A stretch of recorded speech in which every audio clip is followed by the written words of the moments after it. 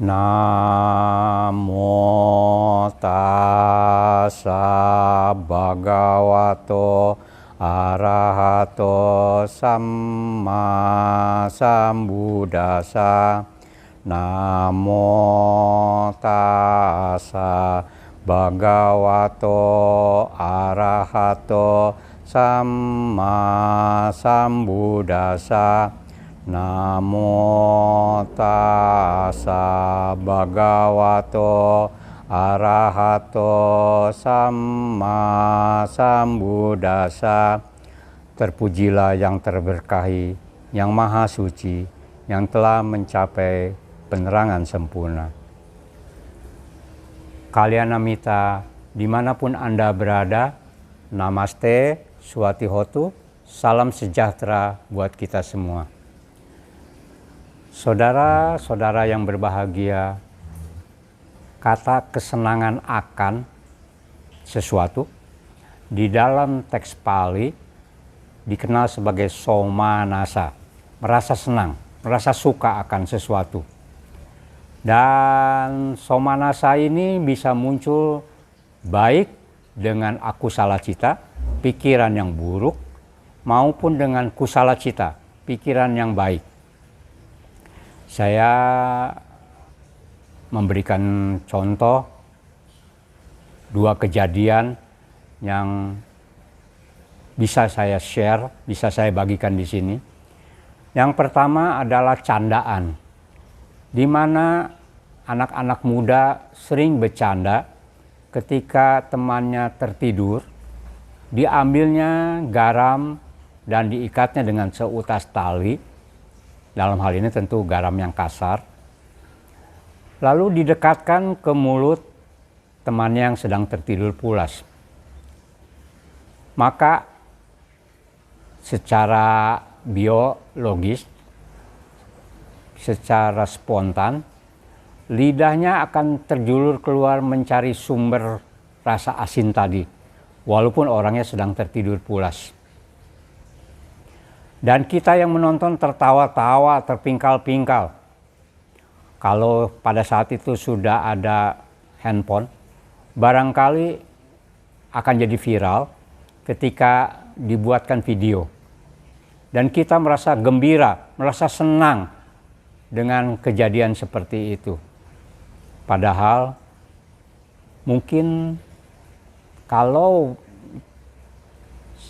yang tertidur tadi terbangun dan mengetahui bahwa dia dipermainkan oleh candaan seperti itu, mungkin dia akan sedikit sedih atau mungkin marah.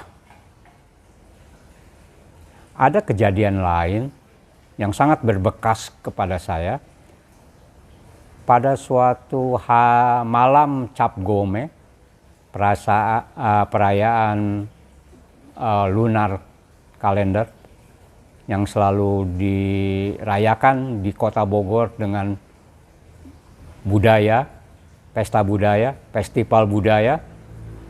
Dan ketika menjelang subuh, saya sangat mengantuk dan saya tertidur di kolong meja sembayang.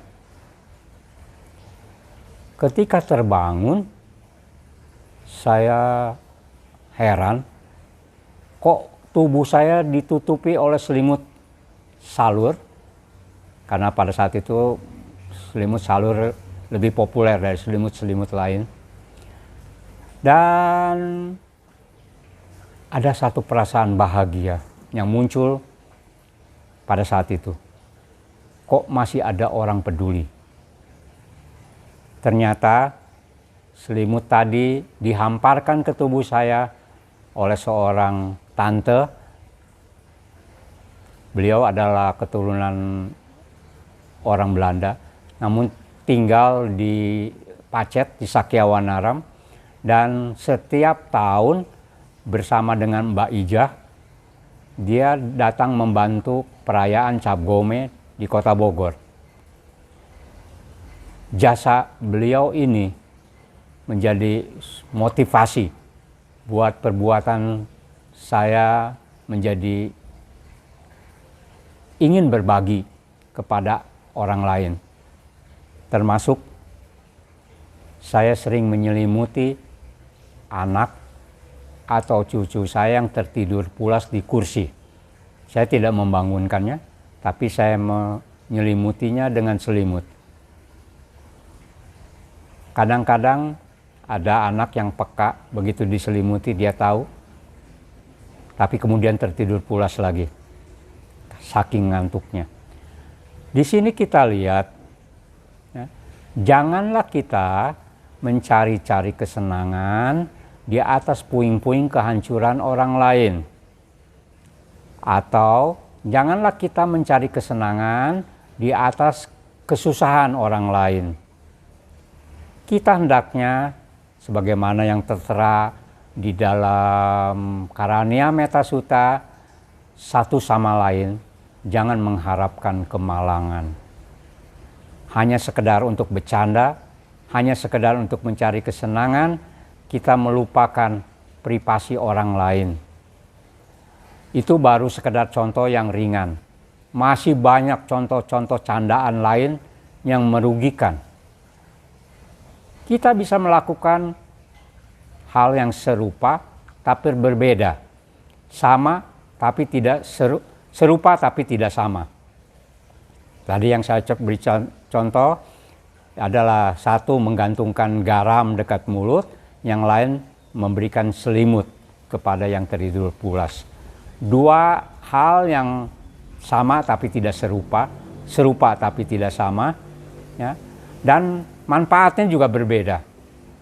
Kita sebagai seorang Buddhis hendaknya senantiasa menjaga tingkah laku kita untuk saling mengasihi, untuk saling membantu mencerdaskan, dan saling membantu membimbing satu sama lain sehingga kita bisa maju di dalam jalan Dharma.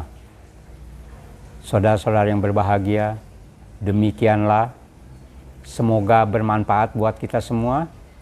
Mari kita mencari kesenangan dengan banyak berbuat kebajikan, bukan dengan berbuat yang batil. Terima kasih atas perhatian Anda. Semoga Anda senantiasa sehat, sejahtera, dan berbahagia selalu. Sadu, sadu, sadu.